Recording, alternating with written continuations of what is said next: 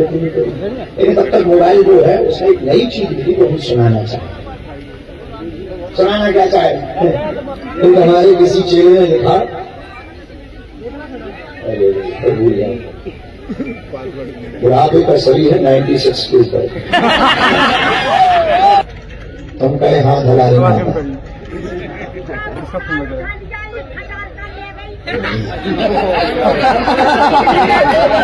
500 मिल गए। अब साल के रुपया 500 पा गए। नहीं 500 रुपया तुम 100 के पा गई, उसका क्या? वीडियो कॉल उठाओ कि साल ले लो माता तो 500 रुपया भी।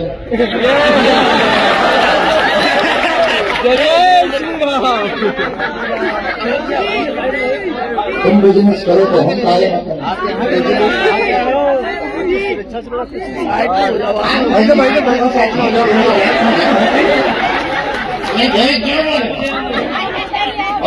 जंगल चंदो चंदी माता काली माता बैठ जाओ तो अफवाहें चलती है।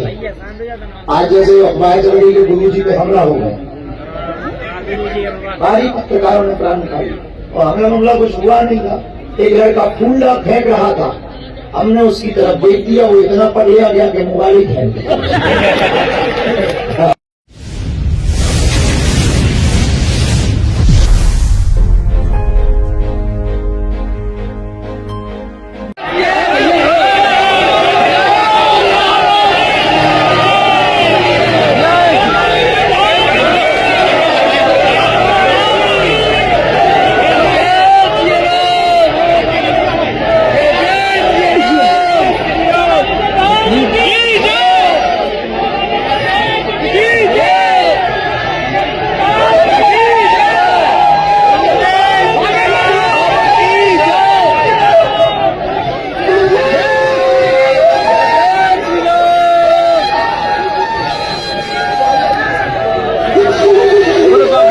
सरकार की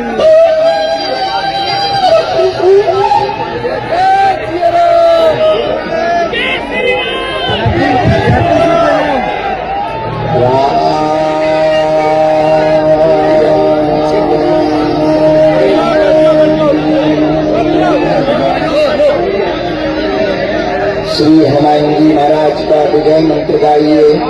श्री राम जय राम जय जय राम, राम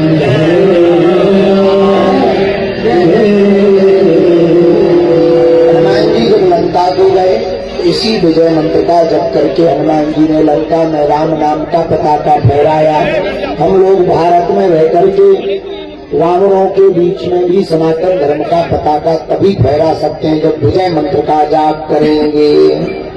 श्री राम जय राम जय जय राम, श्री राम जय राम जय जय राम, श्री राम जय राम जय जय राम, श्री राम जय राम भगवान श्री सीताराम जी की मंगलमयी कृपा, नागेश्वर हनुमान जी के चरणों का आशीर्वाद आज हम सबका सौभाग्य जागा है। पंचासीन पूज्य शंकर भगवान हमारे बीच में आज एक ऐसी दिव्य विभूति विराजमान है जिन्हें हम सब बुंदेलखंड में डमरुआ सरकार के नाम से जानते हैं। महाराज जी जहाँ पर हनुमान जी डॉक्टर रूप में विराजमान है, उनको डॉक्टर हनुमान कहते हैं। तो पूज्य डमरुआ वाले पूज्य महाराज श्री जी, हनुमानगढ़ी वाले विस्फोटक बाबा परम पूज्य महंत श्री वालीदास जी महाराज जी, पूज्य महामंडलेश्वर महाराज जी, गौशाला वाले पूज्य श्री गुरी वाले महाराज जी, हटा वाले परम पूज्य श्री महंत जी महाराज जी और कालकी वाले पूज्य श्री महाराज जी, बगल में विराजमान पूज्य श्री महाराज जी, परम पूज्य श्री सिद्धेश्वर दास जी महाराज जी भी विराजमान है। उनकी तो कृपा यात्रा के गुरु से ही हम पर बरस रही है और पूज्य महाराज जी का भी आगमन होगा। आप सभी संत जनों के चरणों में नाक रगड़ कर दंडवत प्रणाम। बद्रीनाथ वाली खुद महाराज जी कृपा करके हैं, आज तो आप भी पधार गए, भूल गया होगी। महाराज जी के चरणों में भी साष्टांग दंडवत प्रणाम। और आज हमारा मंच बड़ा हरा भरा है। एक हमारे मित्र थे, वो हमसे कहते थे फलों फूलों पर औकात मत भूलो। बड़े अच्छे थे, बड़े साहित्यवादी थे, तो वो कभी कभी मिलते थे तो कभी कभी जमीन में बैठ जाओ, हम कहते भाई जमीन में बैठो। बोले सही है गुरु। हम कहा क्यों? बोले फलो फूलो पर औकात ना भूलो। तो आज हमारा मंच बड़ा हरा भरा है, इसलिए हरा भरा है, मंच नहीं है, संवाद का एक केंद्र है, जहां इस देश में एक नारे लगते हैं अगड़े और पिछड़े की, बात होती है ऊंच और नीच की, बात होती है छुआ और छूत की। वहां पर एक ऐसा मंच सजा हुआ है जहां ना कोई बड़ा है ना छोटा है, सब एक साथ बैठ करके संवाद कर रहे हैं। इसी मत में हमारे बड़े ही आत्मीय बातें बोल रहे माई का ही लड़ी छटनी की वाली हमें आया खाना करना पड़ता है। हम उनके प्यार से मांग रहे हैं 3 घंटा यही लगा हमारे बड़ी ही आत्मीय, आप लोगों ने खूब उनके भजन सुने होंगे। शेखों से खाटू श्याम जी वाले हमारे प्रिय श्री कन्हैया मित्तल जी इस तरफ, और इस कार्यक्रम की इतनी सुंदर व्यवस्था के लिए गुरु प्रसाद जी, महंत गुरु प्रसाद जी, आचार्य रोहित जी, उनकी पूरी टीम और उनका पूरा परिकर इस तरफ मंचा से। दूसरी तरफ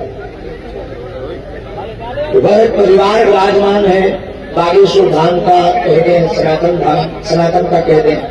हमारे तो अपने परिवार के लोग बैठे हैं, जिनको सुनकर के हमको भी कुछ कुछ सीखने को मिलता है।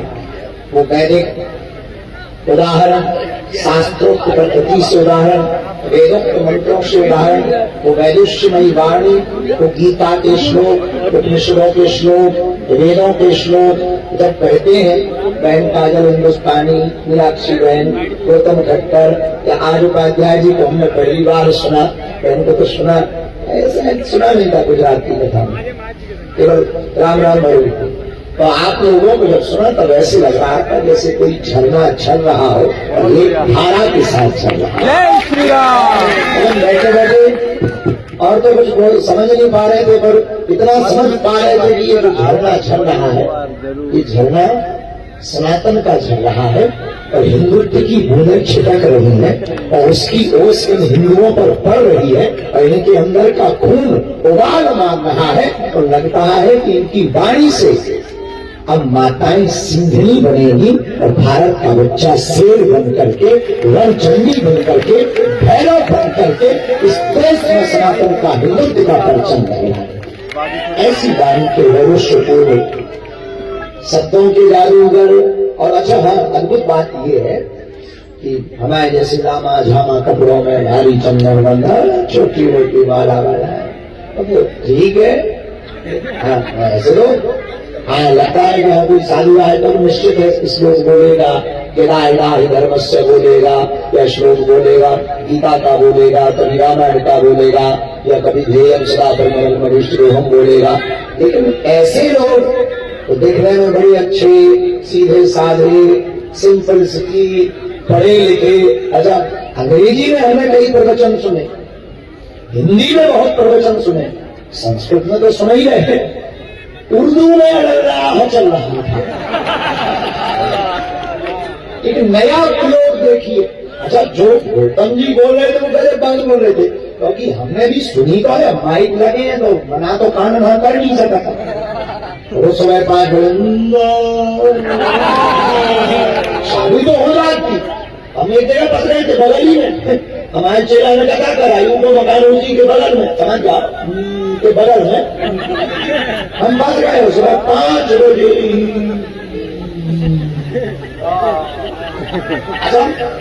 तभी समझ पाए।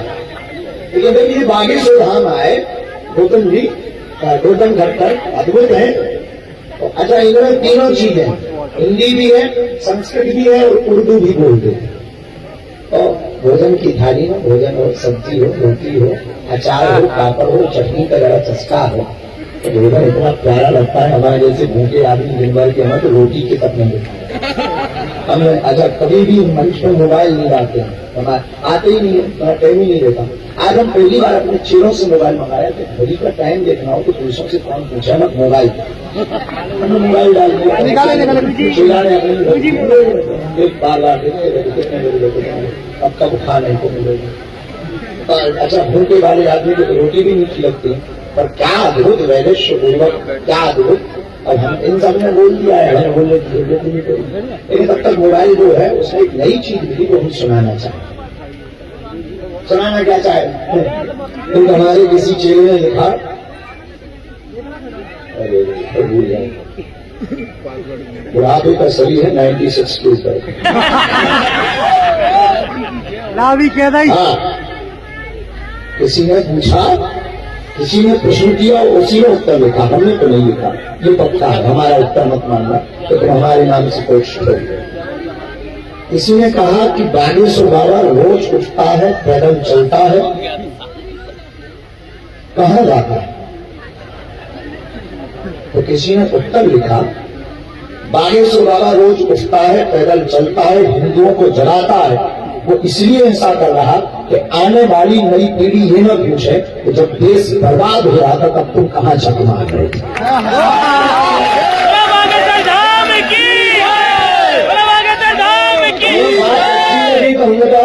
पता नहीं क्यों है, कोई लॉयर का एक वकील है, उन्होंने ही उनको भेजा, उनसे उनकी ही पत्नी ने ये पूछा कि तुम्हारा बाबा आजकल रोज उठता है, पैदल जाता है, कहाँ जाता है?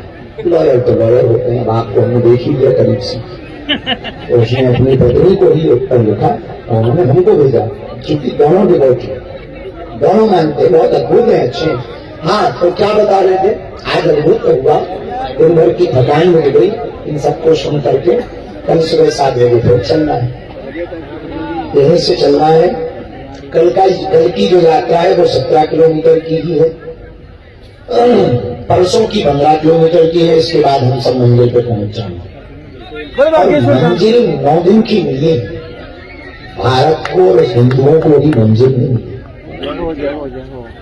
हिंदुओं को मंजिल तब मिलेगी जब 100 करोड़ हिंदू देश में 1 करोड़ कट्टर हिंदू बनकर के सड़कों पर खड़े हो जाए। हिंदुओं को मंजिल तब प्राप्त होगी जब नारी नारायणी बन जाएगी। हिंदुओं को मंजिल तब प्राप्त होगी कि मंदिर में बनी हुई जितनी मस्जिदें हैं वहां फिर से मंदिर बन जाएंगे। हिंदुओं को मंजिल तब प्राप्त होगी जब गीता और रामायण की बातें हर वर्ग का, हर व्यक्ति, छोटे बच्चे से लेकर के वृद्ध बोलने लगेगा।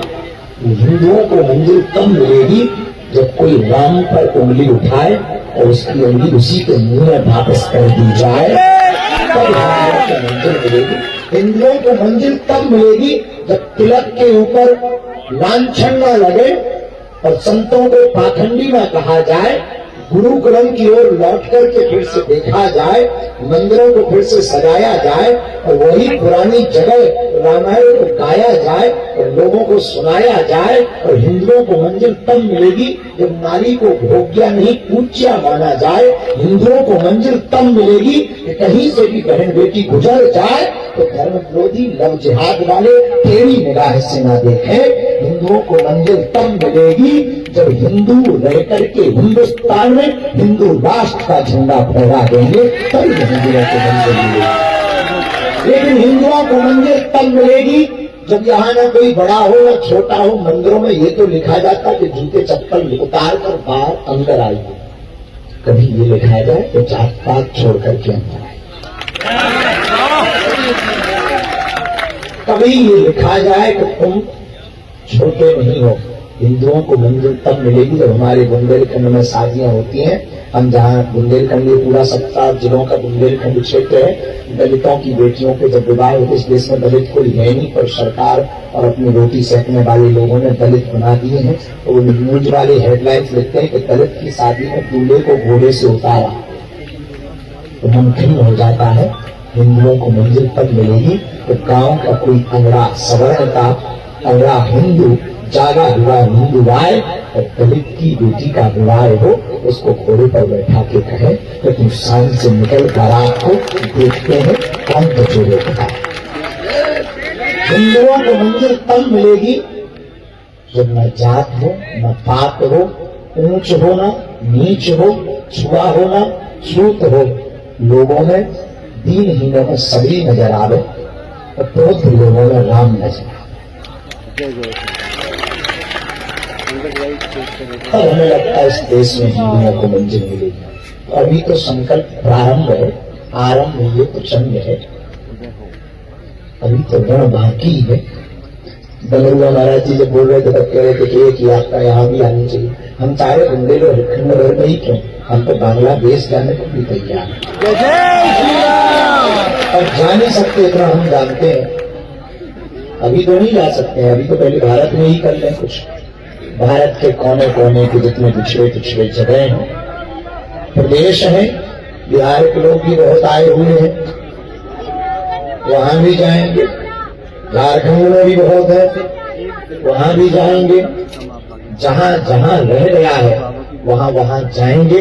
हमारा उद्देश्य सिर्फ इतना है, इस देश से एक लाइन हट जाए आपके मन मस्तिष्क से, नेताओं के दिमाग से हटे ना हटे, कभी हम राजनीति के आदमी नहीं, हमारे तुम्हारे दिमाग से लाइन हट जाए। न कोई बड़ा है न कोई छोटा है, हम सब राम के हैं, राम हम सबके। 9 दिन का विराम तो 2 दिन बाद हो जाएगा, जिंदगी का विराम भी एक दिन हो जाएगा। पर हमारे संत तुलसीदास भगवान कहते हैं, जब तू आया जगत में जग हंसा तू रोए, कुछ करनी ऐसी कर चलो तू हंसे जग रोए।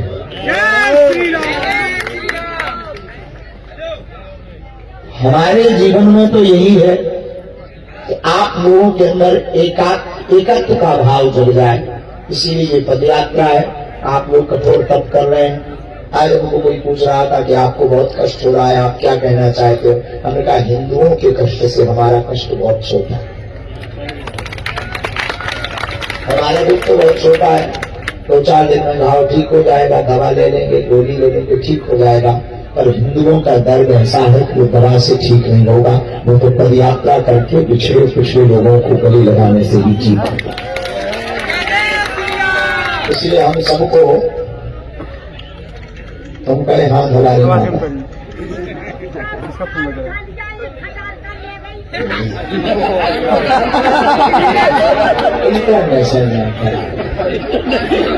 साल उठा लिया है तो प्रवचन बंद करवा करके सोना 500 में लगी तो गए, 500 दे दिए महाराज जी, 500 में लगे, 500 रुपए दे दिए, कम्बल के पैसे भी दे दिए महाराज जी। 500 मिल गए, अभी साल के रुपया 500 पा गए। नहीं 500 रुपया तुम 100 के पा गए, उसका क्या? वीडियो कॉल उठाओ कि साल ले लो माता, वीडियो कॉल उठाओ। 500 रुपया भी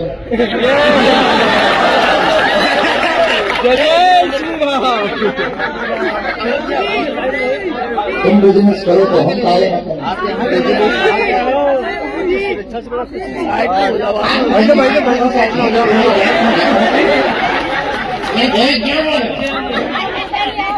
जंगल चल रहा हूँ, चंडी माता काली माता बैठ जाओ, साल में लगाओ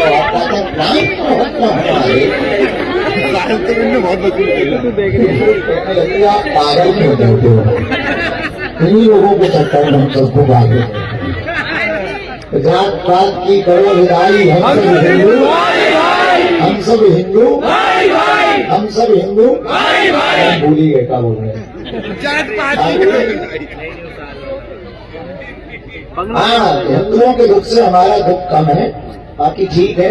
जो बोलना था आप सबने बोल दिया। मुस्कुराओ, हंसो, थोड़ा कष्ट सहना पड़ेगा, जैसा कि आपने कहा थोड़ा कष्ट सहना पड़ेगा, थोड़ा दुख सहना पड़ेगा। अपने लिए ना सही, अपनी आने वाली पीढ़ी के लिए इतना कष्ट तो बनता है। ये आप अपने लिए ना भी मानो तो आने वाली आप अपनी पीढ़ी को सुरक्षित अगर करना चाहते सनातन संस्कृति से सनातन को बचाने के लिए तो इतना कष्ट तो सहना पड़ेगा। और गुप्सी आसपास के लोग कौन कौन है हम समझ गए थे। जब तुम पहले चिल्ला रहे थे तो भाई साहब हम समझ गए थे यही कहेंगे इसलिए उनका नहीं कर रहे। हाँ सीताराम सीताराम सीताराम गुप्सी घुराट तेजपुरा लटोरा लटोरा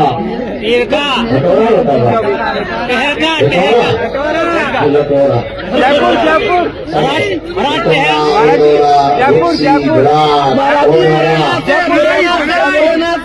जयपुर जयपुर अच्छा पचोकड़ा वाले भी महाराज वही के आए हैं ओरछा तक चलना है।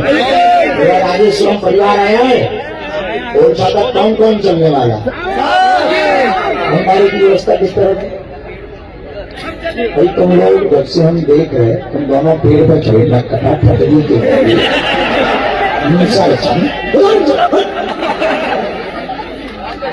जब से प्रवचन प्रारंभ हुआ था हनुमान जी जैसी आसन करती लगी। महाराज टेरका को नाम ले दो महाराज टेरका हुआ है टेरका भंडारा इस तरफ माताओं की व्यवस्था एक टेंट पीछे में लगा है वहां माताओं की व्यवस्था है हमारे जैसे ठंडा यहीं लेते हैं। और जल की व्यवस्था जल की भी वही है स्नान की इस तरफ में व्यवस्था है। मोबाइल सामग्री बहुत सुरक्षित रखना धक्का मुक्की से बचना और हाँ उससे बचना महाराज जी मुरैना हो तो घरोना सरकार अफवाहों से बचना। बीच बीच में बहुत अफवाहें चलती हैं। आज जैसे अफवाहें चल रही कि गुरु जी पे हमला हो गया भारी पत्रकारों ने प्राण निकाली और हमला कुछ हुआ नहीं था। एक लड़का फूल फेंक रहा था हमने उसकी तरफ देख दिया वो इतना पढ़ लिया गया कि मोबाइल ही फेंक दिया। उसके बाद हमें लगा कि चश्मा लगा देना चाहिए। अब वो पहले फूल फेंक रहा था बाबा कीजिए हमने कहा और चले इतने ही मैं किया गया से लिए था दूसरे में मोबाइल बना रहा था उसने दोनों खाता गजब वो फूल चढ़ाने वाले बहुत थे 10,000 का मोबाइल चढ़ाने वाला पहली बार लग गया उसकी न्यूज बन गई बागेश्वर बाबा पे हमला। न्यूज इतनी बड़ी बन गई कि चैनल वाले गिर गए सिक्योरिटी के फोन आए पुलिस प्रशासन का फोन आए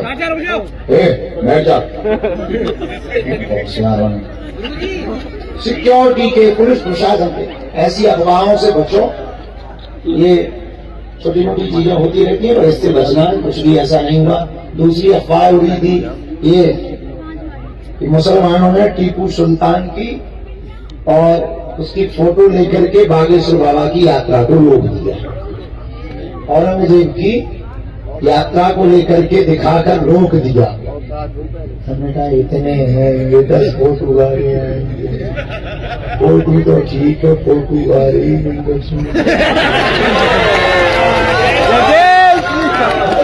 हम लोग ऐसा नहीं करेंगे पुलिस वाले ऐसा करेंगे।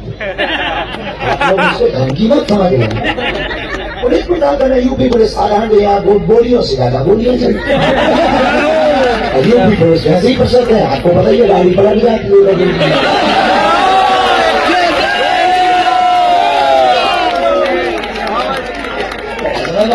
हम इसलिए आप लोग गलत मत ये पुलिस प्रशासन की दम पे हम बोल रहे हैं कि हमें कुछ नहीं करना तो इनको सौंप देंगे कि इनको भैया स्कॉर्पियो मिले स्कॉर्पियो बेचारी हल्की गाड़ी वो कभी भी पलट जाती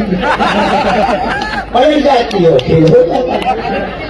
यूपी पुलिस तो यूपी IMT भी कम नहीं हमारे मध्य प्रदेश की गल से हमें मिल जाएगा फिर MTT मिलेगी ना आप लोग कल तक होना बीच में हो फिर चले जाओ फिर थोड़ा यूपी है फिर MP है आज तो कल से तो हम तुम्हारे ही संरक्षण में है।